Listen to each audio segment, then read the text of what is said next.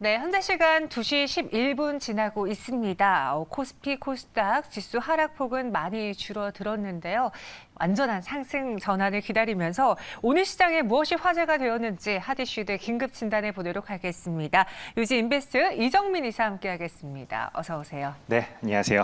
네, 안녕하십니까. 오늘 세 가지 상황실을 통해서 시장을 알아보겠고요. 첫 번째, 여러분들이 가장 궁금해할 만한 종목입니다. 만나보시죠. 삼성전자, SK하이닉스, 이 반도체 업체들의 감산 카드 지금 만지작하고 있다고 하는데 디램과 낸드의 쌍클이 한파가 불어오고 있다는 기사들이 최근에 마구마구 쏟아지고 있습니다. 그렇죠. 반도체 업체 감산 카드는 거의 뭐 지금 기정사실화되고 있는 것 같은데 어떤 내용인가요? 네, 일단은 이번에 마이크론의 잠정 실적이 발표가 되면서 국내 기업들에게도 좀 영향을 주지 않을까 이런 식으로 증권가에서는 좀 염려를 하고 있습니다. 일단 그 마이크론의 그럼 실적이 어떻게 나왔는지 시청자 여러분들께 좀 안내를 해드리려고 하는데요. 분기 매출 같은 경우에는 6조 860억 원을 기록을 했습니다. 원래 예상치는 그 8조 5천억이었기 때문에 굉장히 좀 낮은 수치다라고 좀 말씀을 드리겠고요. 주당 순이익 같은 경우에도 이번에 4센트로 전망이 된다라고 밝혔는데요. 원래 증권가에서 예측하기로는 87센트를 예상을 했었기 때문에 예상치보다도 훨씬 낮은 이제 실적을 좀 발표하게 됨으로써 시간 외 시장에서도 마이크론이 좀 하락하는 모습을 현재 보여주고 있습니다. 그래서 마이크론의 분기 매출 감소는 2년 만에 처음 있는 일이기 때문에 시장에서도 굉장히 좀 충격적으로 받아들이고 있는 게 아닐까 이렇게 좀 생각이 되고요. 이런 실적으로 인해서 마이크론 CEO가 이번에 좀 코멘트를 좀 밝혔었는데요. 기존의 그 공장 생산량 같은 경우에도 이제 좀 많이 줄이겠다라고 좀 이야기를 했고요. 그다음에 장비 구매 예산도 삭감을 하겠다라고 밝혔습니다. 그래서 내년에 그 설비 투자 같은 경우에는 기존의 계획보다는 30% 정도 이제 감축을 하겠다라고 밝혔기 때문에 그런 부분들이 오늘 그 마이크론의 어떻게 보면 주가에다 반영이 되고 있다라고 시청자 여러분들께 말씀을 드리겠고요. 아무래도 당장의 그 실적 하향세를 그리고 있지만 또 내년 하반기에는 호전될 것으로 보인다라는 마이크론 그 CEO의 그 어떻게 보면 그 시황에 대해서 이제 설명을 한 부분도 있기 때문에 그런 부분들도 우리가 좀 긍정적인 면으로는 한번 좀 생각을 해보자라고 말씀을 좀 드리도록 하겠습니다. 네, 마이크론의 이런 악재가 나오면서 삼성전자, SK하이닉스 뭐 이거는 어떤 기업에만 해당되는 게 아니라 반도체 산업 전반적인 영향을 미칠 만한 사안이다라고 시장은 해석을 하고 있습니다. 지금 미국의 마이크론이 5년 내 가장 낮은 매출이 전망된다라고 하는데 그럼 반도체 다음 사이클이 시작이 된 건지 지금 뭐 삼성전자, SK하이닉스의 경우에는 앞으로의 실적 전망치를 낮추는 리포트들이 계속 좀 나왔잖아요. 네, 맞습니다. 특히나 이제 그 우리나라 대표 기업이죠. 삼성전자와 SK하이닉스 같은 경우에는 이미 고점 대비 굉장히 많이 하락을 했습니다. 그래서 맨 처음에는 피크아웃 논란이 있었고요. 그다음에 이제 앞으로는 실적 하향세가 지속될 것이다라는 부분들을 선반영해서 주가가 좀 지속적으로 빠지고 있던 상황이었다라고 시청자 여러분들께 좀 말씀을 드리겠고요. 그리고 이제 어제 오늘 지속적으로 또 나오고 있는 이야기가 감산에 대한 이야기가 나오고 있습니다. 이미 그 국내 기업들 같은 경우에는 2019년도에 이제 그 수요 부진으로 인해서 감산을 한번 실시한 바가 있었습니다. 그렇기 때문에 만약에 이번에 정말로 감산을 실시하게 된다라면은 3년 만에 어떻게 보면 감산이 좀 진행이 된다라고 시청자 여러분들께 말씀을 드리겠고요. 제가 봤을 때는 그 반도체 이제 사이클 산업 주기 같은 경우에도 이번에 3년 만에 감산을 실시하는 부분들로 생각을 해봤을 때는 점점점 빨라지고 있다라고 좀 시청자 여러분들께 좀 말씀을 드리겠습니다. 특히나 업체들이 이런 식으로 감산을 생각할 정도라면은 굉장히 이제 좀 현재 상황을 좀 심각하게 받아들이고 있는 게 아닐까 이런 식으로 증권가에서는 염려를 하고 있습니다. 왜 그러냐면은 공정의 그 어떻게 보면 가동률 자체를 낮추는 데는 굉장히 많은 인적 비용, 그다음에 시간적인 비용들을 감내하겠다라는 뜻이 내포되어 있습니다. 그렇기 때문에 그런 부분들을 증권가에서는 가장 좀 뼈아픈 부분으로 아마 좀 받아들이고 있는 게 아닐까 이렇게 좀 생각이 되고요. 그다음에 시장 조사 업체들 그 발표를 봤더니 3분기 디램 가격 같은 경우는 15%, 그다음에 낸드 같은 경우 18% 정도 하락을 했다라고 밝혔습니다. 그럼 앞으로 4분기 같은 경우에는 어떤 전망을 하고 있는지 우리가 알아야겠죠. 그래서 4분기 같은 경우에는 디램이 3분기 대비해 가지고 한 13%, 그다음에 낸드 같은 경우에는 15% 정도 더 떨어질 것으로 현재 예상을 하고 있습니다. 이렇듯 그 시장 조사 업체들도 그렇고 업체들도 그렇고 전부 다 안 좋은 어떻게 보면은 좀 전망을 가지고 있는 게 좀 특징적으로 다가온다라고 좀 말씀을 드리겠고요. 하지만 우리나라 같은 경우에는 어쨌든 반도체가 주력 수출 품목이죠. 그렇기 때문에 그럼 수출 이제 어느 정도 수출이 지금 현재 이루어지고 있는지도 우리가 알아야 될 텐데요. 국내 반도체 수출 같은 경우에는 지난 8월 달 그 생산을 전월 대비해서 이제 뜯어봤더니 14.2% 감소했다라고 통계청에서 발표를 했습니다. 이는 2008년 이후에 가장 큰 폭의 하락률이라고 합니다. 그래서 이렇듯 글로벌한 수요율 둔화 우려는 이미 우리 기업들 주가에 충분히 반영되고 있다라고 시청자 여러분들께 말씀을 드리겠습니다. 네. 그런데 여기까지만 들었을 때는 오늘 삼성전자와 SK하이닉스의 주가가 이해가 안 될 수 있어요. 그렇죠. 왜냐 지금 힘든 상황이니까 어떻게든 물량을 줄이겠다, 감산하지 않고 앞으로의 생산을 줄이겠다, 감축하겠다라는 이야기가 나오는데 왜 주가는 상승할까? 이것에 대한 게 오늘의 핵심 포인트인 것 같거든요. 네. 그 의견과 삼성전자, SK하이닉스 앞으로 반도체주들에 대한 전망, 우리 투자자들 이 겨울 어떻게 이겨내야 되는지 네. 전략 세워주시죠. 네, 제가 시청자 여러분들께 말씀드릴 한 줄 평은요. 심리가 절반이다. 이렇게 좀 말씀을 드리겠습니다. 네. 주식 투자에서 다양한 투자 요소들이 있죠. 하지만 가장 중요한 그 부분을 차지하는 것 중에 하나는 바로 투자자들의 심리에 있다라고 생각을 합니다. 방금 제가 앞에서 쭉 계속 부정적인 이야기를 어떻게 보면 시청자 여러분들께 좀 전달을 해드렸는데요. 네. 반대로 이야기한다라면 이제 긍정적인 부분들이 나올 일밖에 없다라고 우리가 좀 판단할 수도 있지 않을까 저는 좀 그렇게 생각이 되고요. 특히나 오늘 같은 경우에는 어떻게 보면은 방금 말씀해 주신 것처럼 안 좋은 이야기들이 많음에도 불구하고 삼성전자와 SK하이닉스가 큰 폭의 상승이 어떻게 보면 나오고 있습니다. 바로 마이크론이 이제 어떻게 보면은 생산을 줄이겠다라고 했기 때문에 경쟁 업체 중에서도 가장 경쟁력 있는 삼성전자와 SK하이닉스의 수급이 몰리는 거는 당연한 수순이다라고 시장은 받아들이고 있는 상황입니다. 특히나 국내 기업들 같은 경우에는요. 감산 시기에 치킨 게임을 가장 치열하게 해서 이미 경쟁 업체들을 아주 많이 밟아놓은 전력이 있죠. 그래서 이미 그 시장이 꺾였을 때 더욱더 빛을 발하는 업체들은 이미 실적으로도 증명이 되었던 SK하이닉스와 삼성전자다라고 제가 시청자 여러분들께 좀 말씀을 드리겠습니다. 그런 의미에서는 저는 반도체 업체들 중에서 지속적으로 말씀을 드리고 있습니다. 삼성전자보다는 SK하이닉스가 훨씬 더 최선우주라고 시청자 여러분들께 좀 말씀을 드리고 있죠. 그만큼 오늘 같은 경우에도 이렇게 반등이 나올 때 삼성전자보다는 SK하이닉스가 항상 더 세게 반등을 한다는 것도 시청자 여러분들께서 포인트로 알아두시면 좋을 것 같습니다. 그런 의미에서 제가 추천드린 매수청 가격은 시가로 말씀을 좀 드리도록 하겠습니다. 목표 가격은 11만 원으로 설정을 좀 하도록 하고요. 제가 SK하이닉스를 추천드릴 때 항상 적금과 비교해서 시청자 여러분들께 말씀을 드립니다. 최근에 적금 같은 경우에는 뭐 4%, 5%짜리 특판 상품도 많다라고 이야기를 하죠. 하지만 중간 배당, 그다음에 시세 차이까지 생각을 해봤을 때 1년 또는 3년의 시계를 놓고 보면은 전 SK하이닉스가 훨씬 더 큰 수익을 줄 수 있다고 생각되기 때문에 시청자 여러분들께 손절 라인은 따로 제시해드리지 않겠습니다. 네, 오늘 이렇게 마이크론의 이야기가 정말 반도체 망하나? 이러다 큰일 나면 어떡해? 라는 생각을 자아낼 수 있지만 반대로 생각을 해보면 마이크론의 이런 행렬에 많은 반도체 업체들이 같이 동참하게 되면 지금 당장은 힘들지만 내년부터는 다시 또 이 업황이 살아날 수 있다. 향후 산업 전반의 공급이 급격히 줄어들면서 다시 일어날 만한 거리가 내년엔 나와주지 않겠느냐, 이 기대감으로도 같이 이어지는 것 같습니다. 그래서 오늘장 SK하이닉스와 삼성전자가 상승했다라고 진단을 내려볼 수 있을 것 같네요. 이어서 두 번째 상황실 만나보시죠.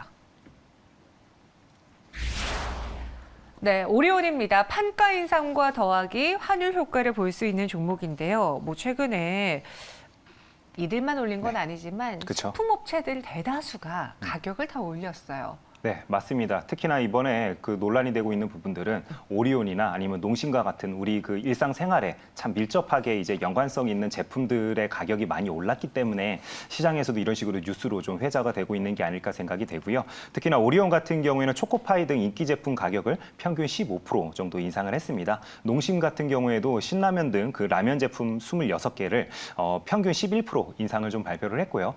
CJ 제일제당 같은 경우에도 햇반의 가격을 8% 정도 인상을 한다라고 밝혔습니다. 이렇듯 원자재 가격 상승으로 인해서 이제 그 업체들의 그 제품의 가격 상승으로 현재 이어지고 있는 상황이다라고 시청자 여러분들께 좀 말씀을 드리겠고요.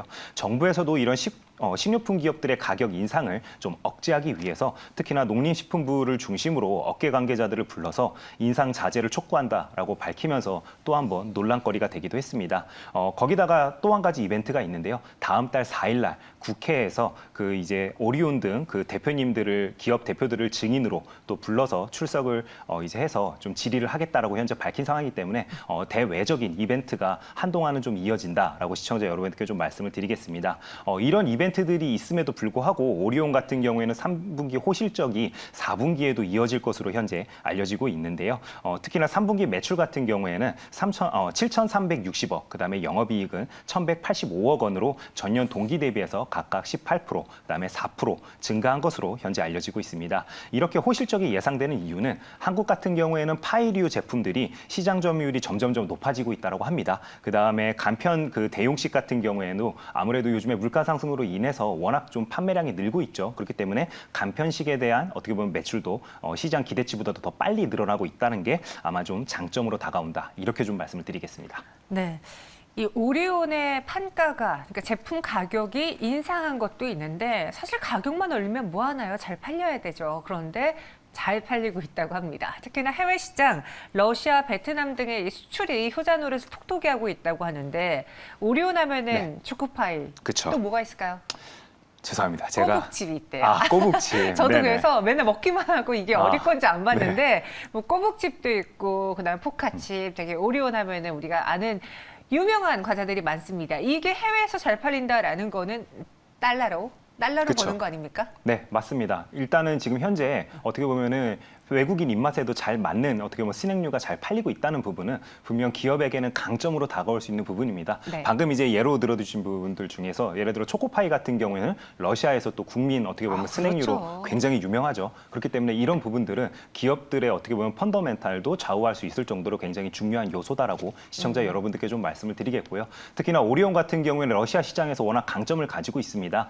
초코파이뿐만 아니라 이번 기회에 스낵류도 대폭적으로 신제품을 좀 출시를 하면서 공격적으로 매출을 늘리겠다라고 회사에서도 밝혔기 때문에 증권가에서도 이제 내년에는 아마 99% 정도 그 매출 신장이 일어나지 않을까 이런 식으로 좀 기대하는 측면이 있고요. 그다음에 베트남 시장도 우리가 좀 눈여겨봐야 될 것으로 생각이 되는데요. 베트남 시장 같은 경우에도 이제 동남아시아 시장 중에서는 30대 이하 인구 비중이 굉장히 높은 것으로 알려지고 있죠. 그러다 보니까 스낵 시장이 그만큼 빠르게 급성장을 하고 있습니다. 거기다가 워낙 베트남 같은 경우에는 한류 열풍이 지속적으로 이어지고 있는 나라다 보니까 한국 스낵에 대한 어떻게 보면 선호도가 점점점 증가하고 있고 실제로 오리온의 실적에도 고스란히 반영을 되고 있다는 게 가장 큰 강점이다라고 시청자 여러분께 말씀을 드리겠습니다.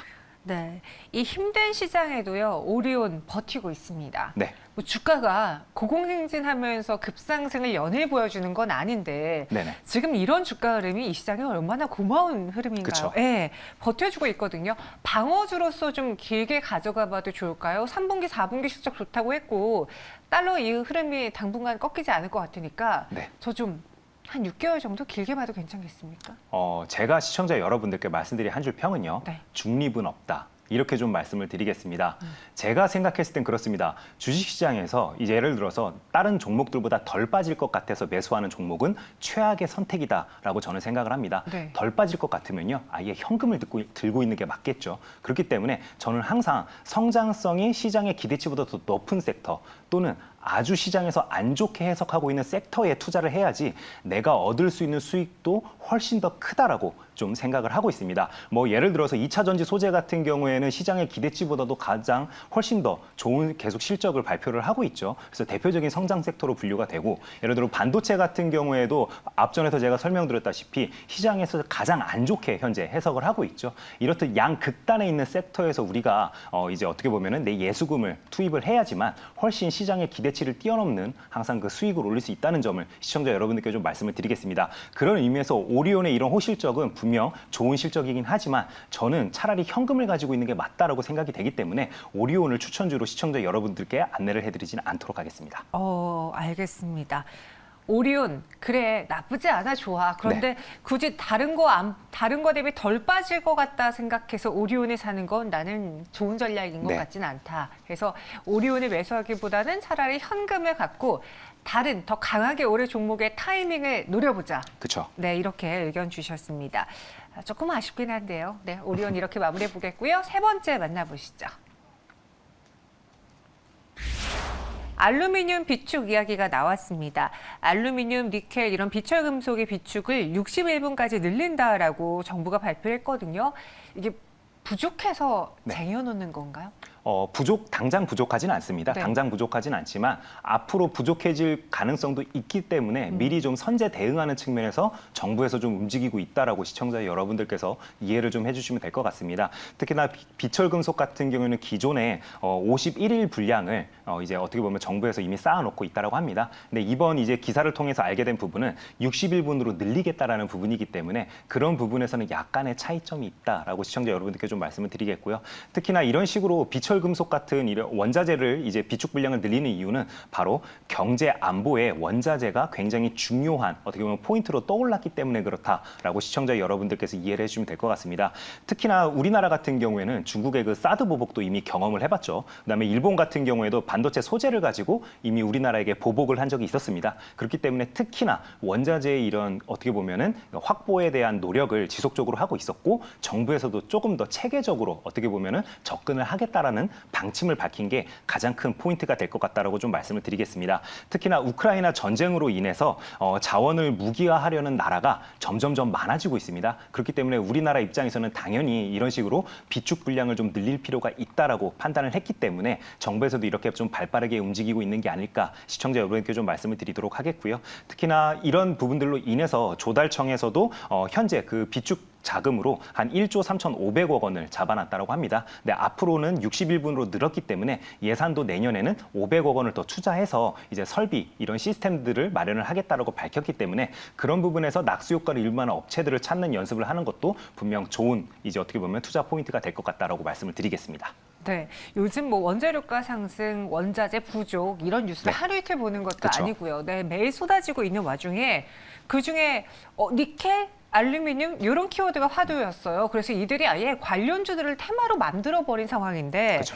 조일 알미늄, 뭐 사마 알미늄, 뭐 여러 알미늄, 이 알루미늄주에 대한 주가 상승에 대해서는 단순한 테마라고 보세요? 아니면은 시장이 가는 트렌드 방향이라고 보십니까? 알루미늄 관련주 안에서도요. 네. 어떤 스토리가 입혀졌는지에 따라서 종목들의 그 주가 흐름이 갈리고 있다라고 좀 말씀을 드리겠습니다. 특히나 오늘 안내해드리고 있는 조일 알루미늄 같은 경우에는 시장에서 가장 좋아하는 스토리가 어떻게 보면 주가에 한 가지 더 씌워졌다라는 게 가장 좀 포인트가 될 것 같은데요. 바로 2차 전지 소재와 관련된 어떻게 보면 뉴스가 붙었기 때문에 이런 식으로 주가도 뜨거운 상승을 하고 있다라고 시청자 여러분께 좀 말씀을 드리겠습니다. 조일 알루미늄 같은 경우에는요. 특히나 그 롯데 알루미늄과 1,595억 원 규모의 2차 전지 양극박 소재 공급 계약을 체결을 했습니다. 그렇기 때문에 2차 전지 소재라는 이런 키워드가 붙었기 때문에 주가도 다른 알루미늄 관련주보다는 조금 더 강하게 움직이고 있다라고 시청자 여러분들께 말씀을 드리겠고요. 이런 강한 주가의 흐름이 고스란히 이번 9월 달 어떻게 보면 코스피 코스닥 양시장 모두 큰 폭의 하락을 보였음에도 불구하고 동사의 주식 같은 경우에는 횡보하는 데 그치고 있는 게 아마 이런 어떻게 보면 포인트가 될 것 같다라고 좀 시청자 여러분께 말씀을 드리겠고요. 알루미늄 가격만 놓고 봤을 때 영국 선물 시장을 이제 예로 들어서 말씀을 드린다라면은 이미 지난해 이제 어떻게 보면 고점을 찍고 지속적으로 하락하는 모습을 좀 보여주고 있습니다. 그렇기 때문에 알루미늄 관련주 안에서도 어떤 스토리가 입혀진 종목인지에 따라서 앞으로의 주가 흐름도 갈릴 예정이기 때문에 시청자 여러분들께서는 그런 부분을 주의해서 투자를 해야 된다. 이렇게 좀 말씀을 드리겠습니다. 어떤 스토리가 있는지가 중요하다라고 했고요. 저희 채팅방에도 알루미늄 주식 중에 갑자기 사라졌네요. 짝퉁 주식이 있다고 그래서 살 때 정말 찐인지 아닌지를 잘 고르고 사야 된다라는 의견도 누가 주셨어요. 네. 네. 그럼 이 조일 알루미늄은 스토리상, 뭐 실적상, 실체상 다 좋은 종목인지 네. 의견 주시죠. 네, 제가 시청자 여러분들께 말씀드린 한 줄 평은요. 이런들 어떠하리, 저런들 어떠하리 이렇게 좀 말씀을 드리겠습니다. 네. 우리가 실적주의인지 테마주의일지 따질 필요가 없습니다. 나에게 수익을 가장 많이 안겨줄지가 중요한 부분이기 때문에 저는 사실 그런 부분을 무의미하다는 의미로 이런 식으로 한 줄 평을 좀 정리를 해봤고요. 조일 알루미늄 차트를 보면서 다시 한번 좀 말씀을 드리겠습니다. 방금 제가 말씀드렸죠. 시장에서 좋아하는 이슈가 붙었기 때문에 이런 식의 어떻게 보면은 큰 폭의 상승이 나오고 나서 주가가 박스권 안에서 횡보하는 모습을 보여주고 있습니다. 그렇다면은 주가 지수가 돌아서 올라갈 때, 지수가 돌아서 올라갈 때 동사의 주식은 더 큰 상승이 나올 가능성도 있기 때문에 저는 쉬어가는 구간에서는 동사의 주식 접근해 볼 만하다라고 시청자 여러분들께 좀 말씀을 드리겠고요.